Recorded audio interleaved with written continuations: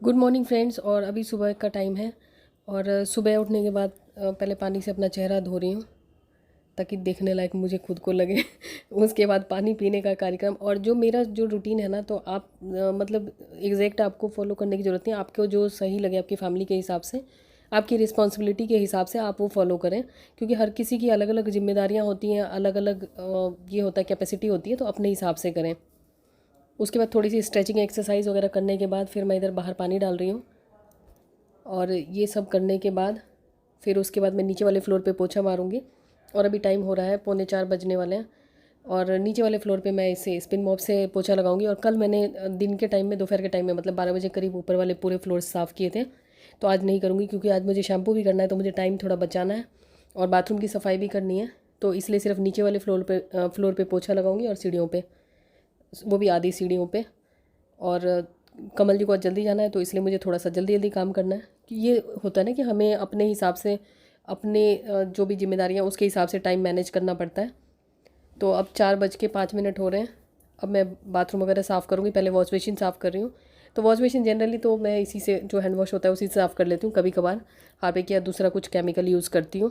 और ये wash basin और फिर बाथरूम नीचे वाला वो मैं साफ़ कर लेती हूँ। नहीं तो ऊपर वाले जो फ्लोर के बाथरूम्स हैं तो वो कमल जी करते हैं, क्योंकि वो कोई यूज़ करता ही नहीं है। अब मैं नहा के आ चुकी हूँ और वक्त हो रहा है 5 बजने वाले हैं। मतलब वक्त को मैंने पूरा ही कर दिया। और उसके बाद अब ये गीले बाल हैं, लेकिन मैं फिर भी अभी क्लचर लगा लेती हूँ क्योंकि पूजा करने जाना है। और फिर पूजा इसलिए पहले कर लूँगी ताकि फिर आके जल्दी जल्दी ब्रेकफास्ट बनाना है इन लोगों के लिए। तो चलिए अब पूजा करने जाते हैं। और 5 बज चुके हैं और अब मैं पूजा करके वापस आ चुकी हूँ। और गर्मी इतनी थी कि पूछो ही मत यार। ये बारिश हुई ना हुई बराबर ही है। तो अब मंदिर जाऊँगी और फिर मंदिर से आने के बाद मैं फटाफट से ब्रेकफास्ट बनाऊँगी। तो अभी मंदिर जा रही हूँ और उसके बाद आ चुकी हूँ मंदिर से। और अभी टाइम हो रहा है 6 बजने में कुछ मिनट बचे हैं। फिर मैंने थोड़े बालों को सुखाया। उसके बाद फिर मैं किचन में आ गई फटाफट से ब्रेकफास्ट बनाने, क्योंकि कमल जी को कहीं जाना है। और जिस दिन उन्हें जल्दी जाना होता है, अगर मेरी वजह से अगर उन्हें थोड़ा भी लेट हो जाए ना, तो फिर तो बिल्कुल ही वो हो जाते हैं। वो क्या बोलते हैं, अलग ही अवतार में आ जाते हैं। तो इसलिए मैंने सोचा मेरी वजह से लेट नहीं होना चाहिए। मैं ब्रेकफास्ट बना देती हूँ, उसके बाद मेरी जिम्मेदारी ख़त्म। उसके बाद उन्हें जो करना है करते रहें, चाहे उन्हें लेट भी जाना हो। लेकिन अगर वो बोल देंगे ना मुझे जल्दी जाना है, जल्दी बना देना, फिर मुझे ये टेंशन हो जाती है। और ब्रेकफास्ट में तो यश को बस एक दो चीज़ें ही पसंद आती हैं, तो वही बना रही हूँ वर्मिसेली। और इसमें सरसों डाल के, और इस पैन का ना ढक्कन मुझे ऊपर से लाना पड़ेगा। इसके ऊपर ना कोई भी ज़्यादातर प्लेट्स इसके ऊपर फिट नहीं बैठती है। जो लोग एकादशी वगैरह का व्रत करना चाहते हैं ना, तो एकादशी के लिए जैसे कुछ लोग पूछ रहे थे क्या नियम होता है, तो इसके लिए जैसे कुछ बेसिक चीज़ें होती हैं। जैसे कि एकादशी सबसे पहले तो है ना कि अगर दशमी के साथ लगती है तो वो नहीं करनी चाहिए। जैसे आज एकादशी की तिथि स्टार्ट हो रही है 10 साढ़े 10 से स्टार्ट हो रही है, लेकिन एकादशी की तिथि सूर्योदय के बाद स्टार्ट हो रही है ना, तो दूसरे दिन उसका व्रत किया जाता है। आज नहीं करेंगे। लेकिन जैसे कुछ नियम होते हैं, जैसे चावल नहीं खाना, प्याज लहसुन नहीं खाना, मसूर की दाल वगैरह नहीं खाना, तो ये सब कुछ नियम जो होते हैं ना, वो आज भी चलेंगे। और दशमी में भी नियम होते हैं कि प्याज लहसुन नहीं खाना और जैसे मसूर की दाल वगैरह नहीं खाना। और ये सब तो जो नियम हैं। उसके अलावा जब भी आप कोई व्रत करें ना, तो एक चीज़ ध्यान रखें कि अगर जैसे कि जो भी आपके इंपॉर्टेंट काम है ना, उनको आप पहले ही निपटा लें। और इसमें मैं पाव भाजी का मसाला थोड़ा सा डालूंगी, जिससे कि थोड़ा फ्लेवर पाव भाजी वाला आ जाए। काली मिर्च और पाव भाजी मैंने बाद में डाली है।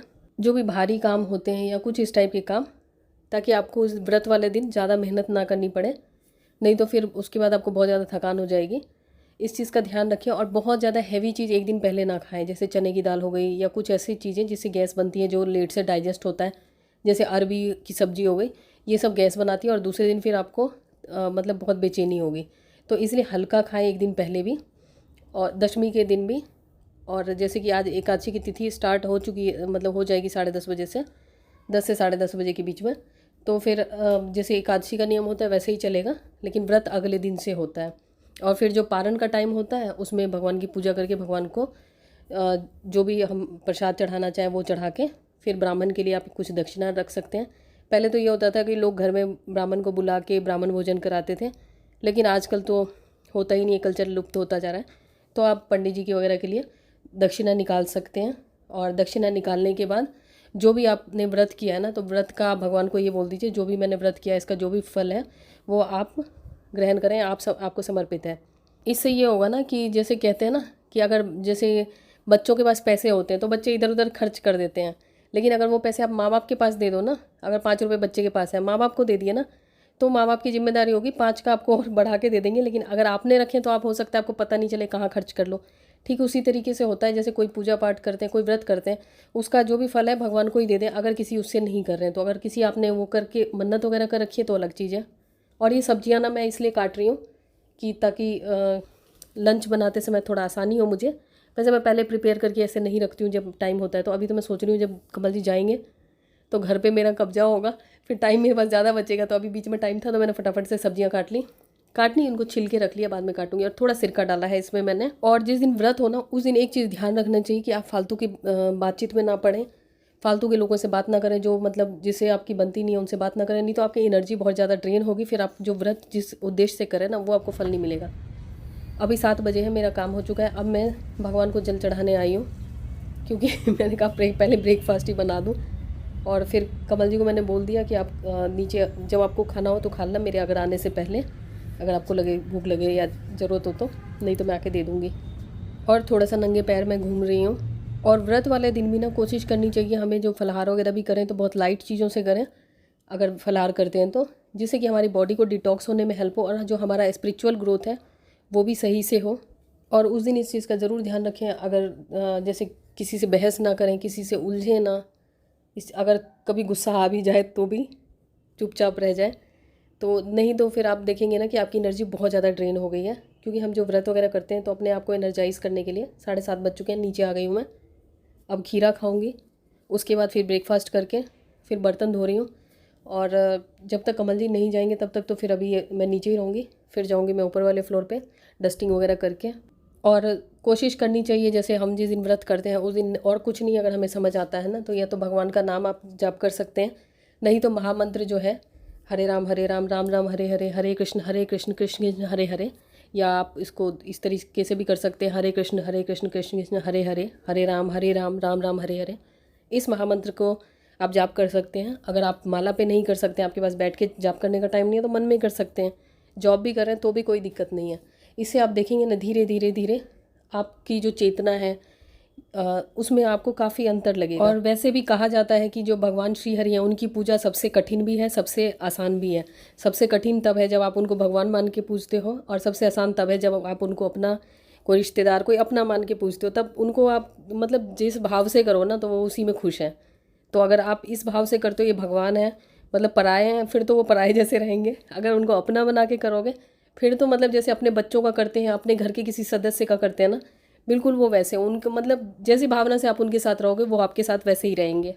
तो इसलिए डरना नहीं चाहिए, क्योंकि बहुत लोगों को डर लगता है। पहले मुझे भी डर लगता था कि एकादशी बहुत ज़्यादा डिफ़िकल्ट है, बहुत ज़्यादा डिफ़िकल्ट है। खैर मैंने तो मतलब ये सोच समझ के नहीं किया, अपने आप ही वो कहते हैं ना जब करना होता है तो हो ही जाता है। चलिए नीचे का मेरा डस्टिंग वगैरह जो भी था मैंने सब कर लिया है। अब मैं ऊपर पहुंच चुकी, 9 बजने वाले, अभी 9 भी नहीं बजे हैं। और अभी कमल जी जैसे गए हैं तो अभी दोपहर तक इस घर पे मेरा ही कब्जा है, क्योंकि अब ये जब तक हस्बैंड होते हैं ना तब तक यही लगा रहता है। पता नहीं मेरे साथ तो यही लगा रहता है, चाय बनाओ, ये नहीं किया वो नहीं किया। अभी लग रहा है अपना कब्जा है घर पे। तो अब मैं सोच रही हूँ कि इस टाइम को क्या करूँ, पढूँ या आराम करूँ या फ़ोन चलाऊँ।